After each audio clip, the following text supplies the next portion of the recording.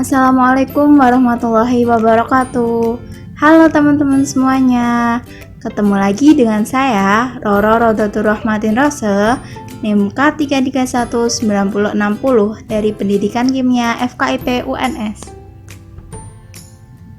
Pada video kali ini, kita akan membahas materi tentang nanopartikel. Teman-teman, ada nggak sih yang tahu apa itu nanopartikel? Ada yang tahu? Yups, benar. Nanopartikel itu adalah partikel berukuran 1 sampai 100 nanometer. Nanopartikel juga merupakan ilmu dan rekayasa dalam menciptakan material, struktur fungsional, maupun piranti alam skala nanometer. Menurut Occap et al. Tahun 2009, pengertian nanopartikel menurut bidang farmasi yaitu ada dua, nanokristal dan nanokarier. Nanokristal adalah senyawa obat dengan cara tertentu dibuat berukuran nanometer. Sedangkan nanokarier adalah senyawa obat yang dienkapsulasi dalam suatu sistem pembawa tertentu berukuran nanometer. Nanopartikel bertujuan untuk mengatasi kelarutan zat aktif yang sukar larut, memperbaiki bioavailabilitas yang buruk, memodifikasi sistem penghantaran obat sehingga obat dapat langsung menuju daerah yang spesifik, meningkatkan stabilitas zat aktif dari degradasi lingkungan atau penguraian enzimatis, oksidasi, dan hidrolisis, memperbaiki absorpsi suatu senyawa makromolekul dan mengurangi efek iritasi zat aktif pada saluran cerna. Nanopartikel sendiri memiliki beberapa kelebihan. Yang pertama, kemampuan untuk menembus ruang-ruang antar sel yang dapat ditembus oleh partikel koloidal. Yang kedua, nanopartikel fleksibel untuk dikombinasikan dengan berbagai teknologi lain. Dan yang ketiga, adanya peningkatan afinitas dari sistem karena peningkatan luas permukaan kontak pada jumlah yang sama. Ditinjau dari jumlah dimensi yang terletak dalam rentang nanometer, material nano diklasifikasikan menjadi beberapa kategori, yaitu material nano berdimensi 0 atau nanopartikel seperti oksida logam, semikonduktor, dan fullerenes, material nano berdimensi 1, nanowire, nanotubes, dan nanorod, material nano berdimensi 2, atau thin film, dan material nano berdimensi 3 seperti nanokomposit, nanogranite, mikroporos, mesoporos, interkalasi, organik-anorganik hybrids.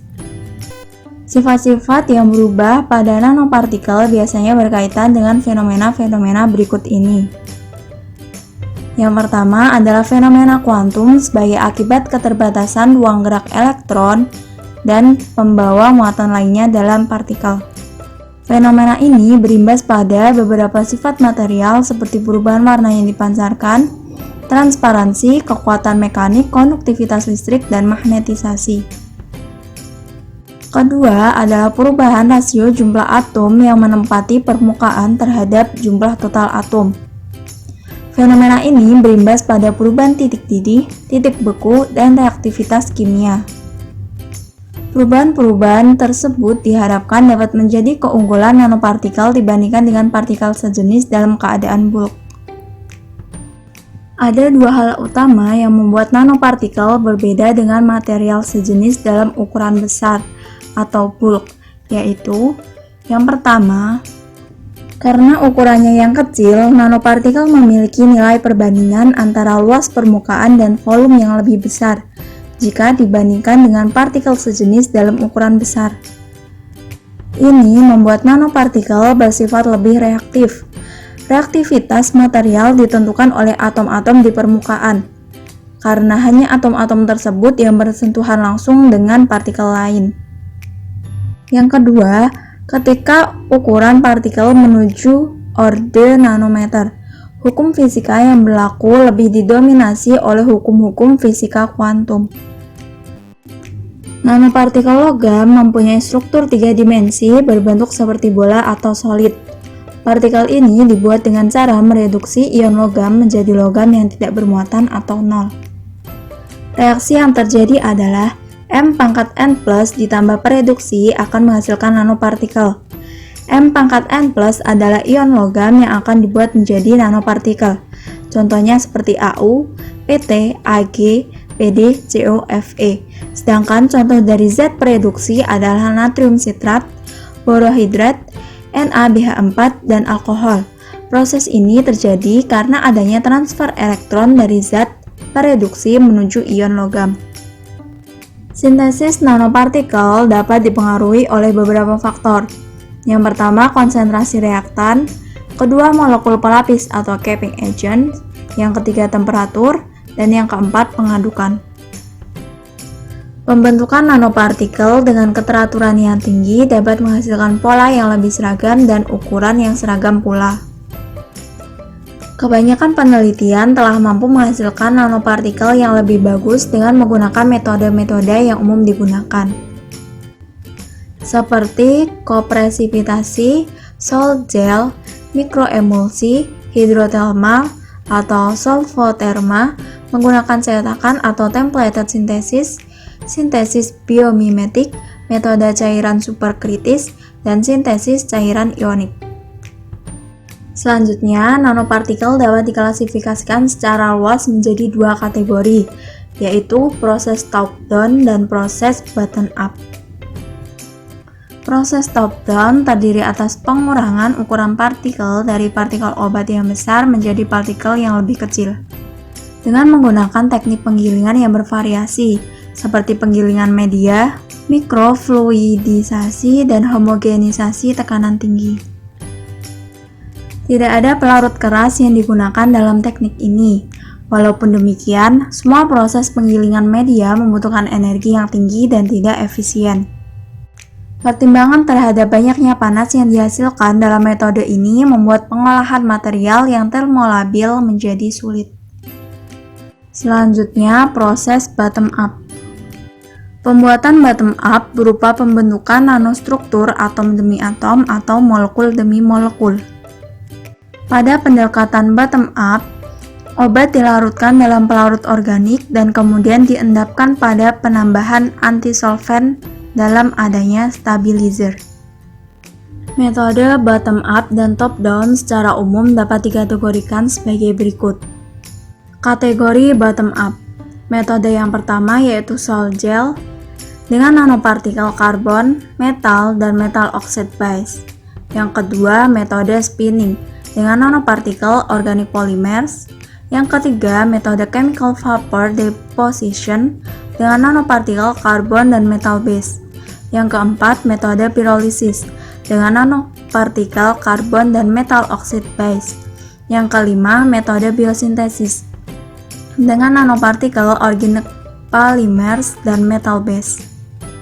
Lalu, dalam kategori top-down, metode yang pertama yaitu mechanical milling dengan nanopartikel metal, oxide, dan polymer base.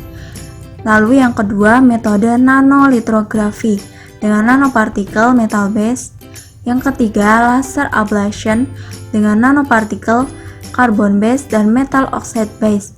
Yang keempat, metode puttering dengan nanopartikel metal base. Dan yang kelima, metode thermal decomposition dengan nanopartikel karbon dan metal oxide base. Berikut adalah contoh sintesis nanopartikel perak top-down dan bottom-up. Dari gambar dapat dilihat, dengan metode top-down yang awalnya berbentuk bulk akan dipecah menjadi nanopartikel. Sedangkan dengan metode bottom-up, awalnya yang berbentuk atom atau cluster akan digabung menjadi nanopartikel. Sintesis nanopartikel pada metode top-down dapat dilakukan dengan melakukan milling atau metode korosi, atau abrasi dengan penambahan asam. Sedangkan metode bottom-up dapat dilakukan dengan beberapa metode, seperti kimia, abrasi laser, dan lain-lain. Nanopartikel yang dibuat menggunakan metode bottom-up memiliki stabilitas yang lebih baik dibandingkan dengan metode top-down. Berikut ini beberapa metode sintesis nanopartikel dengan keuntungan dan ukuran partikel. Yang pertama, metode chemical vapor condensation. Bahan kimia padat yang diuapkan pada tabung yang dipanaskan, molekul fase uap dikondensasi untuk menghasilkan nanopartikel yang bersifat solid dengan ukuran partikel 1-2 nanometer. Keuntungannya yang pertama, komposisi dapat dipilih. Kedua, preparasi pada berbagai jenis nanopartikel. Ketiga, distribusi ukuran sempit. Keempat, jumlah besar nanopartikel dengan keadaan aglomerasi. Kelima, kemurnian tinggi. Untuk metode yang kedua yaitu microemulsion. Penetesan air nanoseptik yang terdispersi dalam fase-fase kontinu dan distabilkan oleh molekul surfaktan untuk membentuk nanopartikel dengan ukuran 0,5-7 nanometer. Keuntungannya yang pertama, metode sederhana. Kedua, powder terdefinisi dengan baik dan terkontrol. Ketiga, nanopartikel terkontrol dan berukuran seragam. Keempat, nanopowder homogen. Metode yang ketiga yaitu sol gel. Reaksi polimerasi anorganik dengan melakukan 4 tahapan, yaitu hidrolisis, polikondensasi, pengeringan, dan dekomposisi termal dengan ukuran partikel 1-42 nanometer. Keuntungannya yang pertama, pengontrolan komposisi yang sangat baik, 2 powder yang sangat berpori, 3 homogenitas produk. Metode yang keempat yaitu mikrobial, penggunaan bakteri untuk memproduksi nanopartikel dengan ukuran partikel 5-50 nanometer. Keuntungannya pertama, ukuran terkontrol, 2 bakteri tidak perlu mati, 3 distribusi ukuran sempit, 4 selektivitas dan presisi. Metode yang kelima yaitu pirolisis. Penggunaan pembakaran kursor dengan api untuk memproduksi nanopartikel skala besar dengan ukuran kurang dari 100 nanometer. Keuntungannya pertama, distribusi ukuran partikel yang seragam dan dapat dikontrol. 2. Dapat memproduksi skala besar. Metode yang keenam yaitu thermal decomposition.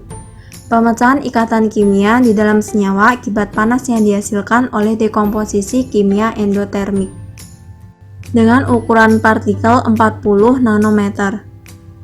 Keuntungan dari metode ini yang pertama, powder terkristalisasi dengan baik, 2. Morfologi partikel terkontrol, 3. Homogen dalam ukuran, bentuk, dan komposisi. Untuk metode selanjutnya yaitu mechanical milling.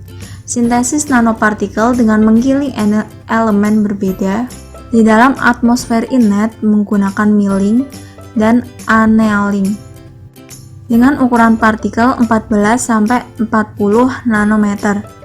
Keuntungannya pertama, metode efisien, 2. Pembentukan fase pada suhu rendah. Nanopartikel sendiri saat ini banyak digunakan pada beragam produk komersial, mulai dari katalis, media cat, cairan magnetik, hingga kosmetik, dan tabir surya. Berikut adalah daftar pustaka dari materi nanopartikel. Gimana nih teman-teman? Udah paham belum apa itu nanopartikel? Semoga udah paham ya dari penjelasan video ini, dan video ini bisa bermanfaat. Sekian video kita kali ini. Terima kasih sudah menonton. Wassalamualaikum warahmatullahi wabarakatuh. Jangan lupa untuk like, share, and subscribe. Bye-bye.